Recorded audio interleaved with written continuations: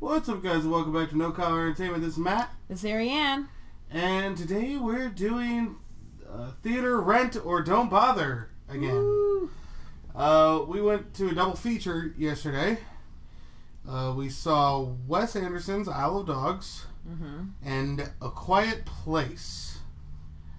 So we'll be discussing those. This series is spoiler-free, so you don't have to worry about that. No spoilers to be had on this series. We will have a spoiler-full discussion probably later in the week.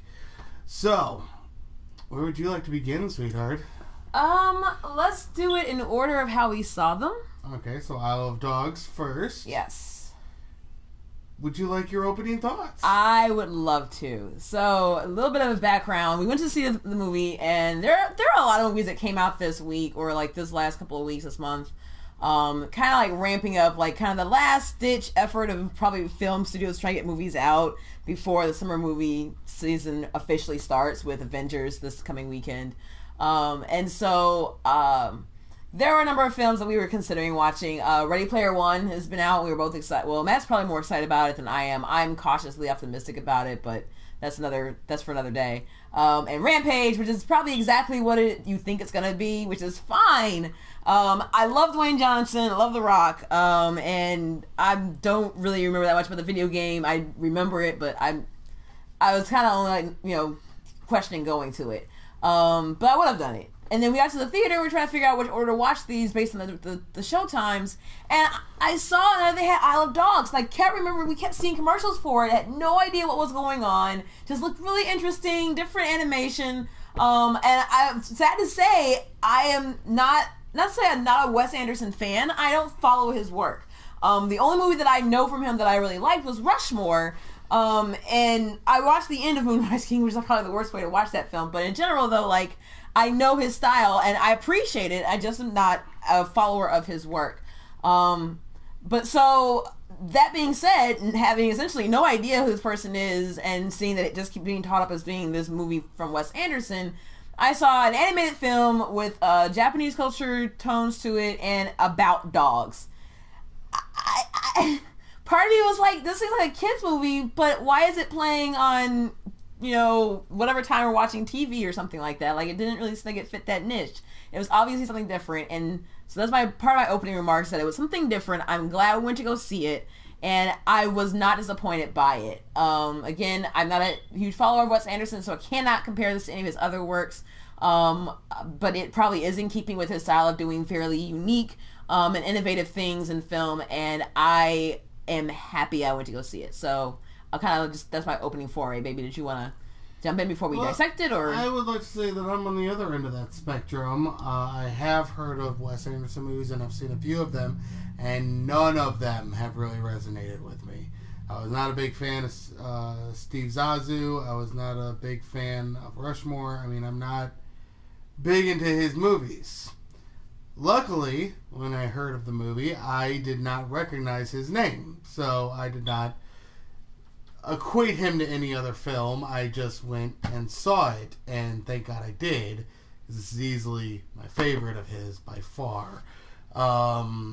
So, brief overview. Isle of Dogs is a story. It's animated. It almost seems stop motion. I'm pretty sure it was stop motion. And it is very well done. It is a story about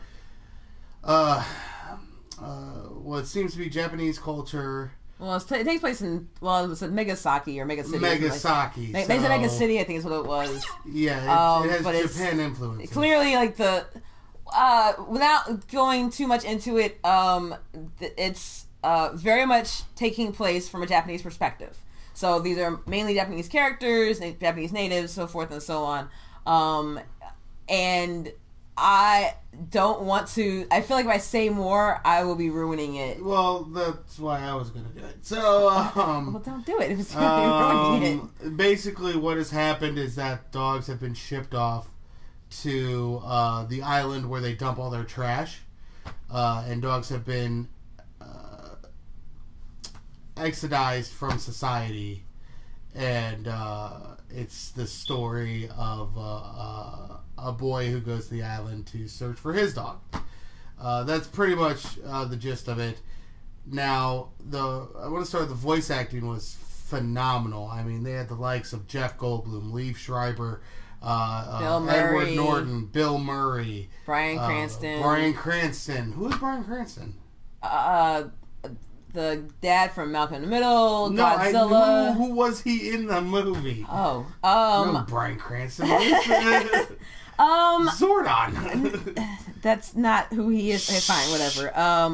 Honestly, I think that he was either the main character or he was the Jupiter, the narrator.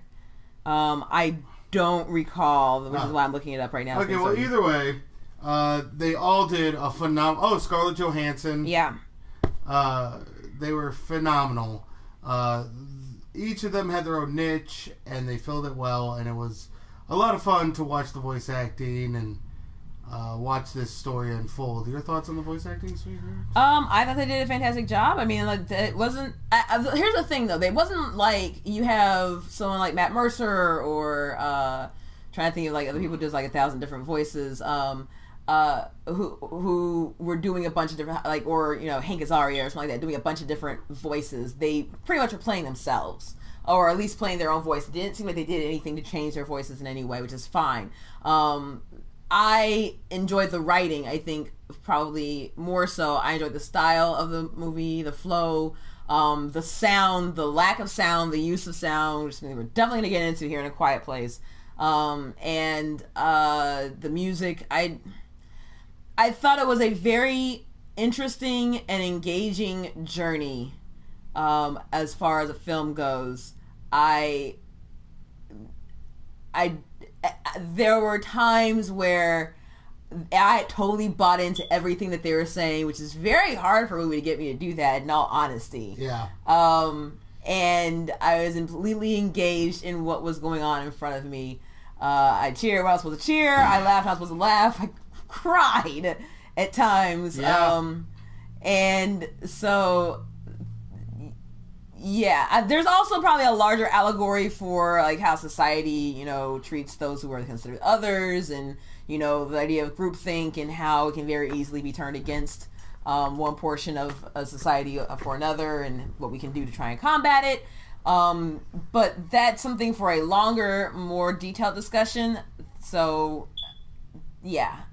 Another thing to keep in mind, this is not a kids movie. No, not really. I mean, I wouldn't be totally against kids seeing it, but they may not be able to understand it as well, but they yeah, this seems like it was geared towards adults, so keep that in mind. Yeah, very much more so. So, I'm going to move on to the cons. I mean, this movie had a lot of pros: the voice acting, the writing, the direction, the animation, the music. Everything was fantastic about it, really, but I did have one major con I want to make sure we hit before we go to our ratings, and that is the fact that the animation made me sick. There was a lot of real fast panning, and with the stop motion, I don't know why it was, but it seemed to make me a little motion sick. It's something I really don't experience. I mean, I went through all of Cloverfield without feeling nauseous. I went through a lot of movies that some people have had problems with motion sickness with, but this one tended to hit me a little harder than the others. So that's something to keep in mind when you go see it. But other than that, I'm go ahead and give my rating for it. Well, before you say anything, I don't have any cons I can think of, but I will say that I feel like, or cons that I feel like I can discuss right now. Probably more of a spoiler-full discussion that I would like to go into. But in general, though, I don't really have any, and I did not experience the same motion sickness. I didn't experience any, but I don't typically get it. Like, I know that you've had it before, like in the past. That's not a con that's going to affect everyone. It's just a warning to the people who know that they experience motion sickness during some movies, that this may affect you. Yeah. That's all. Yeah. It's still worth it. Oh, yeah, absolutely. So my rating is absolutely go see it in theater. When we saw it, we had the theater to ourselves, and that was awesome, yet disheartening, because I kind of wish that more people were giving money to this film, because we need more original ideas in Hollywood. I'm going to save my rating for after to the end. You're not gonna say whether they should go see it in theater, or that's kind of the point of the show. I know. I'll save it to the end. The end of what? To the end of the stream. Oh, okay. Yeah. All right. That's a reason. Weirdo. Okay, so we'll move on to our next movie, and that's A Quiet Place. And by God, if we did not go see 2 original scripts in theater in the same night from Hollywood. I know, right? It was weird. But, so pleasantly surprised by A Quiet Place. We'll start with the pros. First of all, tension building was phenomenal in this movie. The lack of sound enhanced that on such a fantastic level that the tension in this movie is edge of your seat type of tension, and it just grabs you from the beginning, and it really doesn't let go throughout the film. The acting was phenomenal. The kids, Emily Blunt, Jim from The Office, fantastic jobs. Emily Blunt. I said Emily Blunt. Oh, did you? Sorry, I missed it. I thought I said Emily Blunt. I don't remember. If not, Emily Blunt did a fantastic job. But yeah, so I thought the movie overall was very good. This was not his first movie. Apparently, The Hollers was his directorial debut, which I've never seen. Okay. But this is only his second film, and I don't think The Hollers was a horror film either. So this is his first horror movie, or thriller, suspense, however you want to categorize it. It would definitely be under that similar heading. I immensely enjoyed this film. I am usually incredibly critical of horror movies as a general rule. This one felt very different to me. Yes, it still had some of its tropes and the use of jump scares, but they were utilized in different ways that I don't want to get into without ruining it for anybody who has not seen this movie. And I incredibly encourage people to do so. It was a unique way in which to develop suspense. And the use or lack of sound, speech, and acting that I thought made for just a delight, in all honesty. You get enough of a sense of how this family is operating and dealing with the situation that they are in that creates you become invested in them, in their struggle, and just kind of this baffling bewilderment of like, how do you fight against these odds? Like, when does it end? And we talked about it afterwards. Like, there was I feel hampered by saying anything, so I don't want to, so I'm not going to talk about it too much more, because I don't want to spoil anything, because I think for both these movies I went in with very little information. I knew enough about their critical acclaim, essentially, but not really enough about what the substances were. So I was going in with kind of fresh eyes, and no real expectations except for understanding what they were. One was a animated film, which tends to be lighthearted. One is a horror film that has 100% rating on IMDb or Rotten Tomatoes or whatever. Like, say what? That never happens. So, like, all right, I will give these movies a chance and I will see what they have to say. And I was very excited by both of them. So, whoever has joined us right now, hopefully you're able to message us. We had difficulties with this in our last stream, so feel free to jump in. I don't know how much more we're going to have to say at this point without just ruining we have to go to the cons now. Okay. And the cons of the movie, I mean, there are tropes. There are still tropes. The one thing I can say about that, though, is that while there are tropes, there are a lot of times where they'll make you forget about the tropes because you're already too entrenched in the scene that you just won't pay attention, or you will, but you're just that kind of person. And that's really what it comes down to, is whether or not I notice. Another con, it was produced by Michael Bay, so that's always going to be a con. Yeah. I don't care how much I like the movie, there will always be a con. It's a sin. It's always a sin. DC sin. Like, yeah. Which is, I didn't know that And it's kind of, you watching the credits, like, directed by John Krasinski. Oh, okay. And then produced by Michael Bay and like 2 other guys. I think maybe one of them was John Krasinski or something like that. And it's just like, oh, is that the same Michael Bay?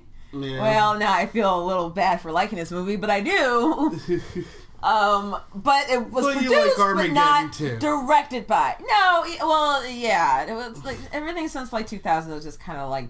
Yeah, I got you. So, but yeah. Also, it did feel a little rehashy at the end, which we'll go more into in the spoiler full review, in my opinion. Felt like they grabbed from another movie that we had both mentioned, that it felt like. Yeah. But not saying that's a terrible thing. No. I mean, you can take different ideas from somebody else and then just like... yeah. I mean, Lion King is Hamlet, let's be real. So... I'm not gonna... So, we're gonna go to the rating now. I will say before we do that, so I get my cons in. Okay.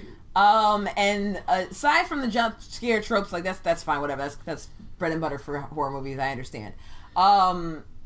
There was also there's the occasional plot hole or convenient devising that always kind of makes you cringe a little bit when you recognize it. I'm not gonna say what, but it's like the writers put it in there because we need something to ramp up the tension more than we already have. Like, yeah. No, you don't really need to do that, but I guess if you're gonna do that, fine, whatever. And then I did have some issues with some of while the chemistry was very well done and the acting and everything for everyone was spot on, it was some of the interactions that I felt were they could have been like essentially people not talking to each other. It was just interesting because this movie is a lot of people not talking to each other, but it was essentially the idea of you still are communicating with each other, and it seems like there's some important information that you would communicate to this person to reduce tension and conflict, and then choosing not to in every other circumstance except for in this one that of course creates an issue later on in the film. I understand that a lot of movies, this is not specific to horror, I understand a lot of movies and TV shows are very guilty of this, and part of it is to elongate that tension and to create conflict. It feels a bit lazy in that you couldn't come up with a better way of doing something later on without like, we just won't talk about this right now and create the person's reaction is going to do this and it's going to set things in motion. Like, well, but you could have that conversation and then this happens later for some other reason that you came up with that also makes sense and you didn't do that. So fuck you. But that aside, again, that is not a indictment against this movie necessarily. It is something that a lot of movies use. I was disappointed to see in this one, but I also let it go. So it wasn't a big enough con for me to completely disregard the entire movie. That's fair. Okay. All right. So, rating time. I'm going to go... This one should also be seen in theaters. I feel like a little bit of the punch may be lost if you wait till video. It was a really, really cool theater experience. So, I would say both these movies you have to see in theater. I would like to say, I didn't give my rating before, and Matt kind of touched on it in a little bit, but I want to go into a bit more. I say both these movies are theater because, yes, with Quiet Place, I think that the punch is kind of lost a little bit when you watch it from video, but I don't think necessarily. I think this is a movie that you could rent. I think both movies are definitely movies that you could rent, like, and enjoy, yeah, and enjoy, absolutely. Like, I'm not saying the rush out is punch, but it's not just a punch. There's a reason behind it. We're gonna go see Avengers. We're probably gonna see Deadpool. We're gonna see Solo. We're gonna see every other Star Wars movie and Avengers movie and Marvel movie and even DC movies. Fuck those guys, but we're gonna see them anyway. Well, we might, but yeah, we'll think about it a lot more. But we will another Wonder Woman movie we'll see. Yeah, Wonder Woman and Batman, of course. Yeah, well, Batman probably, but But, which is sad because usually the answer is always yes for Batman, but I'm just lately I haven't been sold on it. But with these two movies, it is essentially that the complaint against Hollywood movies for a couple decades now has been that there are no new ideas. all the major blockbuster movies are reboots, rehashes, sequels, reboots of sequels, reboots of rehashing. Like, it's just never a new idea. That, granted, they've been doing some really fantastic things with old ideas and making them fresh, which is fine, and that's fun, but it is also good to go out and see a movie that is different. I understand that there's also now this new push in female-centered comedies, which are fantastic, except that sometimes they do tend to start seeming a bit stale, and they use a lot of the same jokes or the same type of humor. It's almost the same kind of criticism you could use against romantic comedies and just some more, specific dramas. But in general, though, like, there does seem to be a dearth of new, unique, risk-taking ideas coming into the theaters. And I say go watch these in the theaters, if nothing else, but to vote with your wallets. And to let Hollywood know that if you're going to put out movies and you're going to put out the major blockbusters like Rampage, it's not a major blockbuster, but whatever, disaster, monster, mutant film or whatever, that's fine. I will more than likely pay for more than I should. Hell, we went to go see Pacific Rim Uprising, and that movie really honestly could have been rented.